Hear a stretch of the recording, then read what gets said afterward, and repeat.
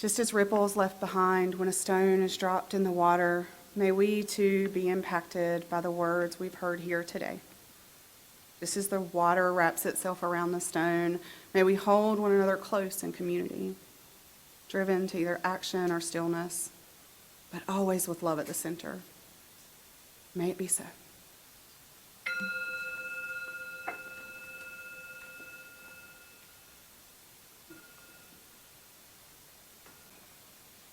Today is June 29th, 2025.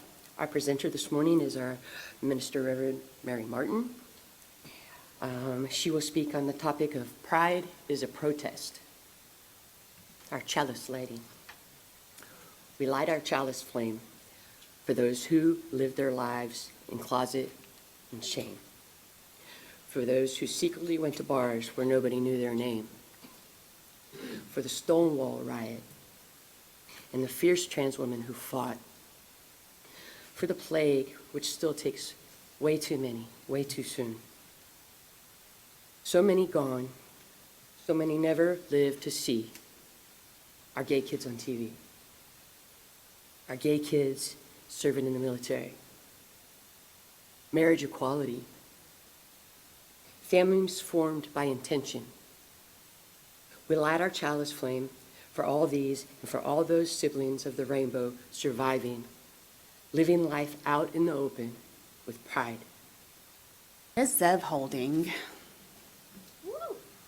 Ooh, some people from last night with the Glitter. ding, ding, ding. What do you know about glitter? It does. It gets everywhere, right? It is tenacious, right? Glitter is resilient and tenacious. The briefest beam of sunlight causes it to shine out even in the dustiest and dreariest of spaces. And its beauty comes from its brokenness. Because it is broken, it reflects light. Glitter sparkles because it is so many different broken pieces coming together, changing in every moment as the light changes. Yesterday, we did glitter blessings during the vendor part of Pride Prom, and I have to tell you that this was a way bigger success than I expected it to be. And my line for it became, "Can we give you a glitter blessing? It's like Ash Wednesday, but way better." And everyone loved that. I really did not expect that many people to let me put glitter on their forehead, but they did. So we're going to offer those this afternoon after the service during coffee hour, if it's something that you would like to experience as well. The glitter that we share with each other today is a reminder that each of us is beautiful in our sacred imperfection, our ever-changing selves, our glorious plurality. Hospitality, a warm welcome, is generosity. Later on in our service today, we will welcome 5 new members. When we welcome each person into the life of our fellowship, we lean deeper into our value of generosity. Your gifts ensure that this fellowship continues to be a beacon of hope in a tumultuous time. Thank you for all the ways you give.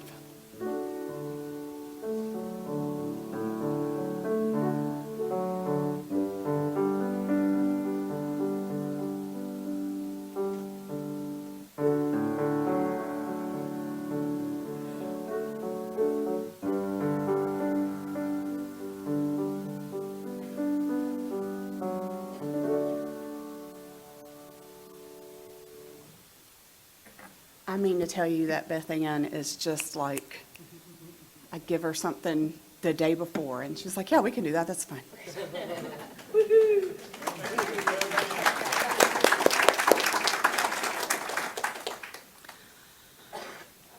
Maybe you know this about me, but part of my life's work is to help people deconstruct toxic theology and to take their power back from religious systems that have weaponized Scripture and God against them.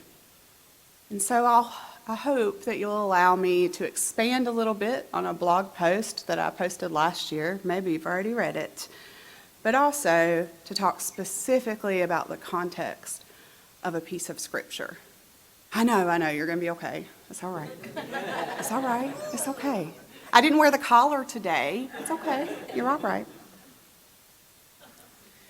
In the last year, I've read a lot of what I frankly see as nonsense from people claiming to be religious leaders, pointing to the sin of pride as a parallel to Pride Month, and using it as evidence of the sinful nature of the LGBTQIA2+ community.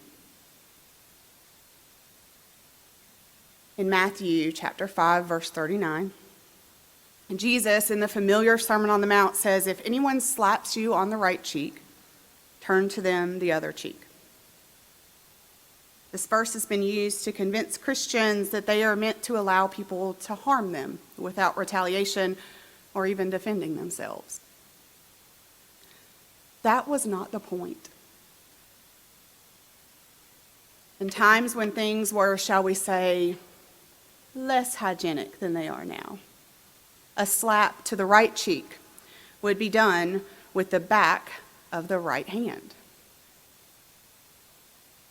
It was a big insult in that day and would be done to show dominance over another person. Turning to expose your left cheek would force the offender to do one of three things. One, repeat the offense with their less than hygienic and probably non-dominant hand. It's going to require that the offender double down on their insults by hitting someone with a hand that likely had feces on it, and weakening the force with which they could hit because it was their non-dominant hand. Or, two, repeat the offense with the right hand, but now slapping with the palm side of the hand, which was only done between people who were equal to one another and therefore rejecting the dominance implied with the first strike.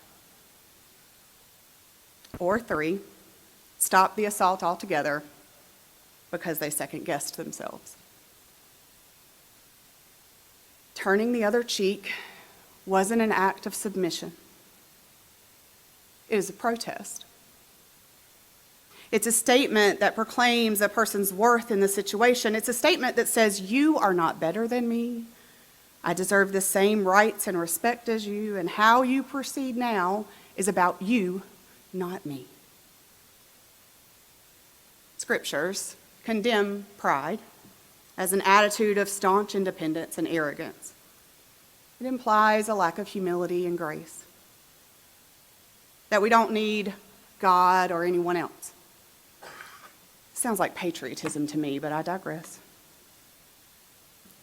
Pride, the movement, is in all caps because it's an acronym. Personal Rights in Defense and Education. It was formed in 1966 in Los Angeles as an activism group for the rights of gay people, especially when dealing with the police. This organization fiercely demanded that gay people were treated with dignity and respect. We celebrate Pride Month in June because of the Stonewall riots, which started on June 28, 1969, 56 years ago, when police raided the Stonewall Inn, a gay bar in New York. And maybe with the commercialization of the LGBTQ+ community and their movement, with stores being packed full of rainbows and having all the festivals that we have even around here in our rural communities, we might be tempted to think that we have arrived. We have made it to the time when the community is such a part of the culture that we can just all quiet down about it. I mean, honestly, the United Methodist Church finally adopted inclusion. We did it. Equality, check. No? Okay. We've been working on this for literally over 100 years. From the Society for Human Rights, the first organization that fought for the rights of gay men in 1924, to the Daughters of Billie Eilish in 1955. The LGBTQ+ movement has been as messy as we might expect a revolution to be. But we are not out of the woods. We are still in the thick of this struggle. Henry Gerber, a gay German immigrant, founded the Society for Human Rights, and at the time, before Hitler came to power, Germany was much more accepting of members of the gay community, and many gay rights organizations thrived there. In the U.S., constant harassment by police caused the Society for Human Rights to disband after only 1 year. In the year that the society existed, Gerber published 2 issues of a newsletter titled Friendship and Freedom. Unfortunately, we don't know the contents of that newsletter. We have verified evidence that it existed, but all undistributed copies were destroyed, and newspaper headlines like "Strange Sex Cult Exposed" were published instead. The first lesbian organization wouldn't be founded until 1955, with the Daughters of Billy-itis. Founded in San Francisco with only 8 members to start, its name was inspired by the 1894 collection of poetry titled Songs of Billy-itis, in which the main female character was in love with Sappho, a female Greek poet. The group's founders included names that would become well known in the movement, like Del Martin and Phyllis Lyon. They started first as a secret organization and began a publication of what is considered one of the first lesbian newsletters in the U.S. The Daughters of Billy-itis would disband in the 1970s, amid tensions about where the group would align itself. Some in the group believing in the strength of numbers by aligning with male gay rights groups, and others believing the better choice was to align with lesbian separatist feminists. And we still have these same conflicts going on today. The LGBTQ plus community continues to be divided over who is gay enough. Maybe infighting is something that we can relate to.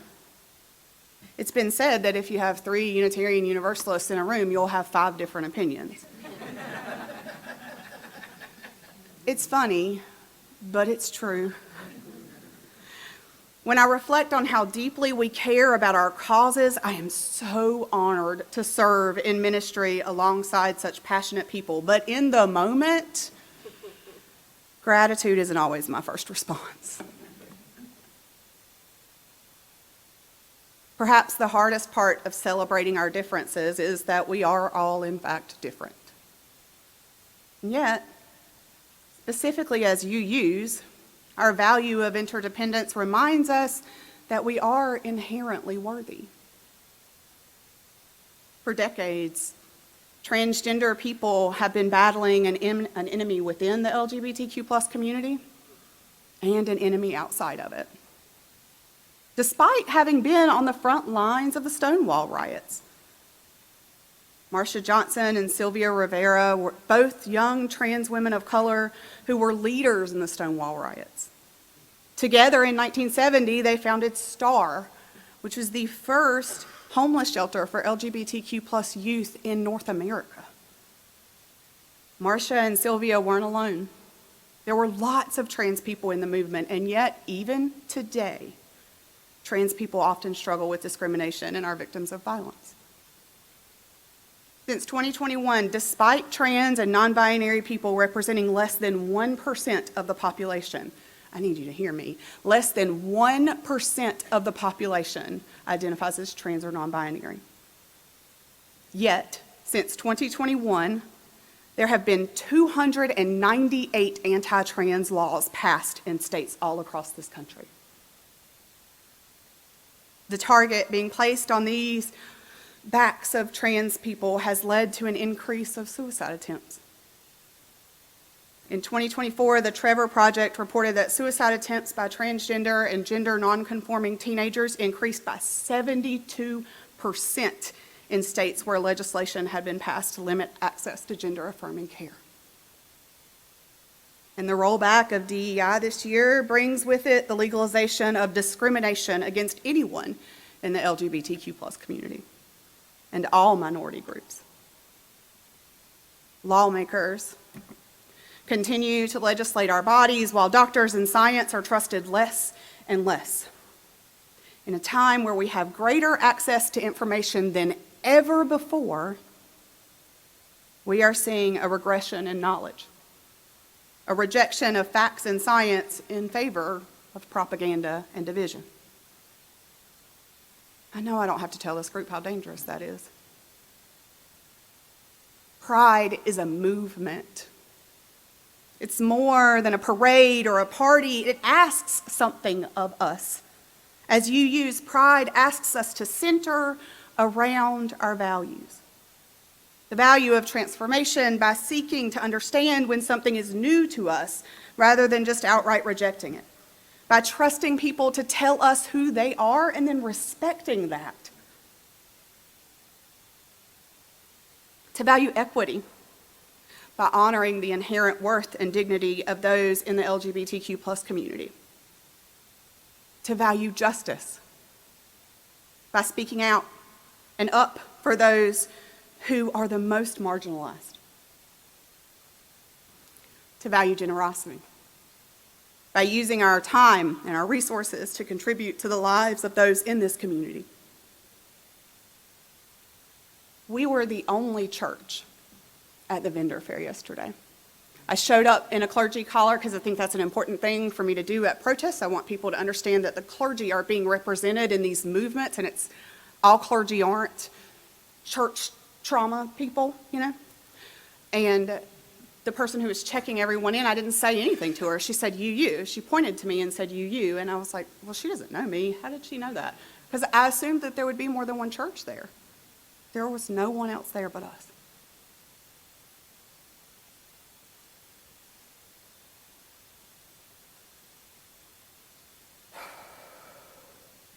To value interdependence by seeing our shared humanity, bringing people together rather than further dividing them.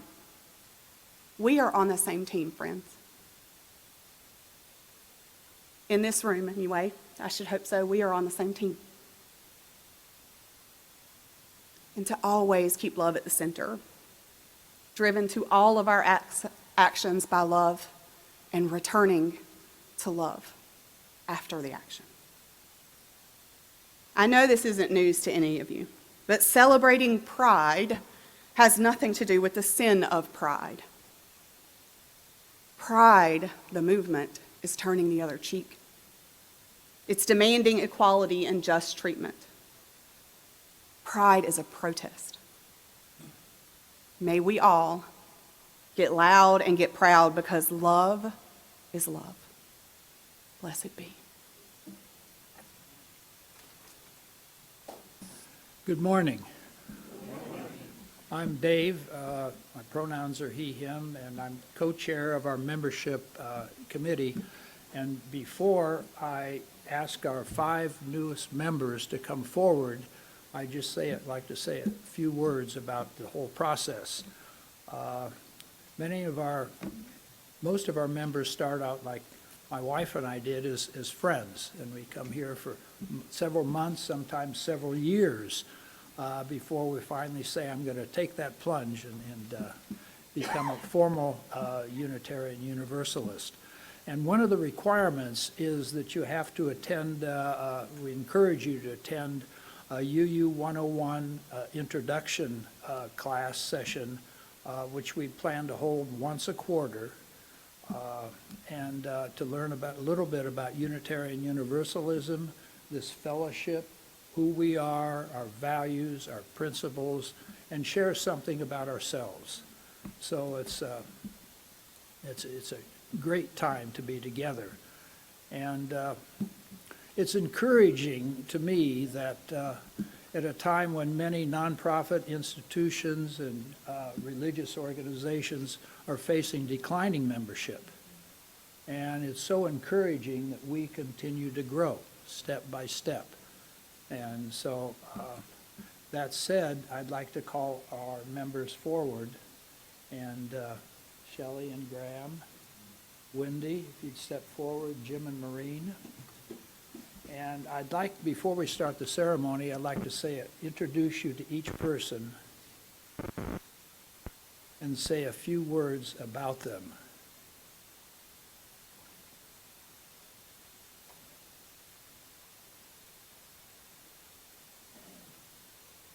Just come on forward, yeah. And I'd like to say, first of all, introduce Wendy Cutler, who she and her longtime husband were longtime employees of NASA, and they owned a 40-foot sailboat called Spaceship. So how cool is that? And then Jim and Maureen Comer, longtime friends and very active in the community and in New Bern Civitan especially, and some of our environmental organizations, were longtime educators and principals in New York. Welcome, Jim and Maureen. And then Shelley Hines and Graham Spann are both also educators. Shelley teaches Spanish at the community college, and Graham is a sociologist and also teaches at the New Bern, at the Craven Community College. So, welcome all of you, and I'll turn this over to Reverend Mary.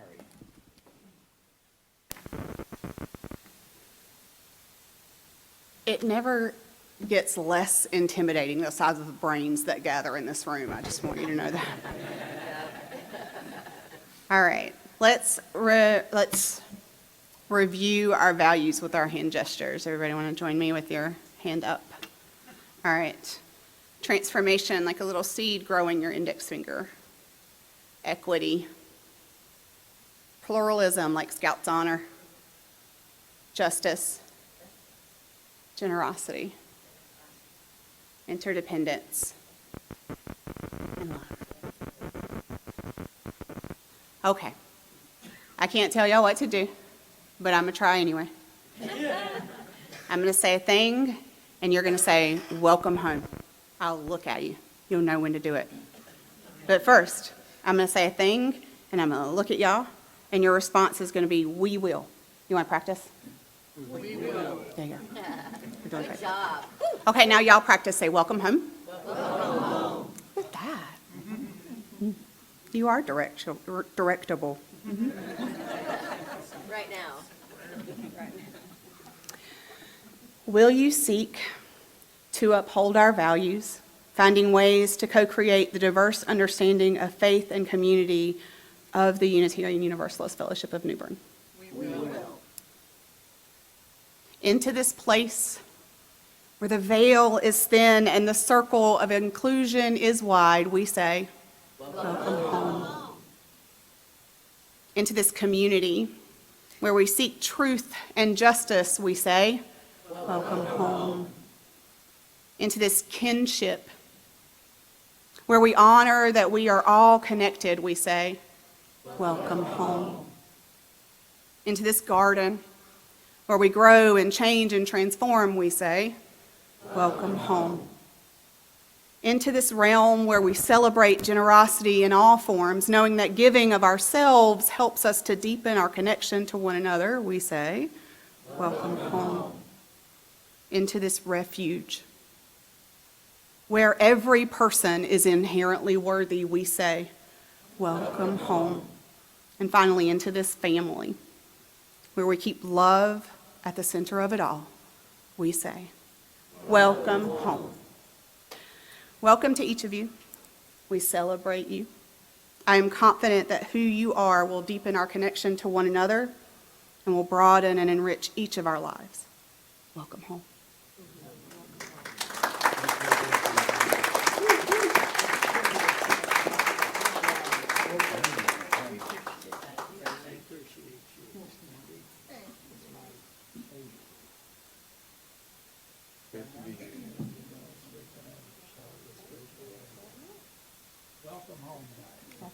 Welcome home.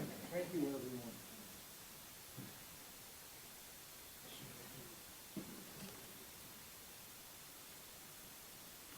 I would just like to point out to you that it is 11:22 and we're getting ready to extinguish the chalice.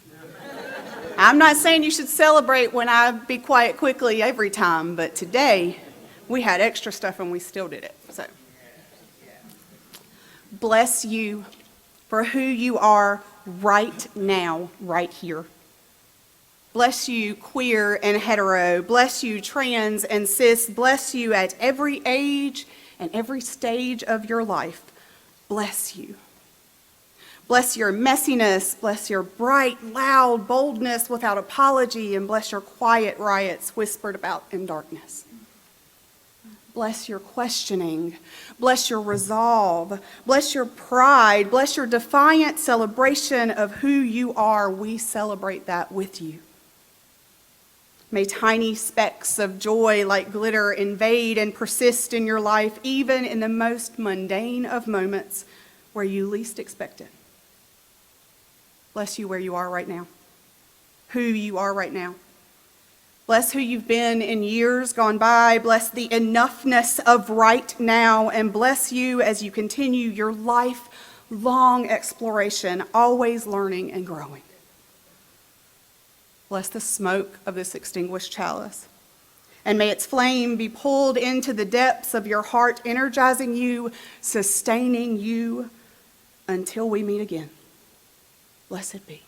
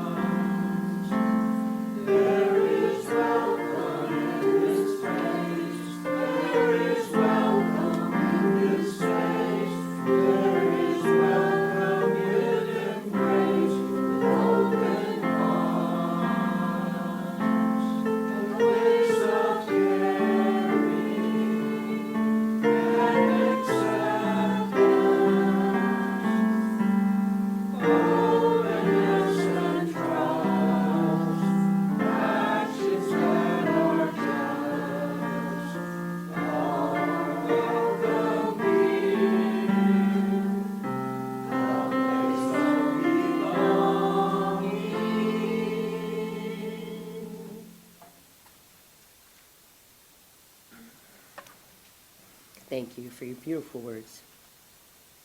Shalom. Shalom. Salam. Salam. Ashe. Ashe. Namaste. Namaste. Peace.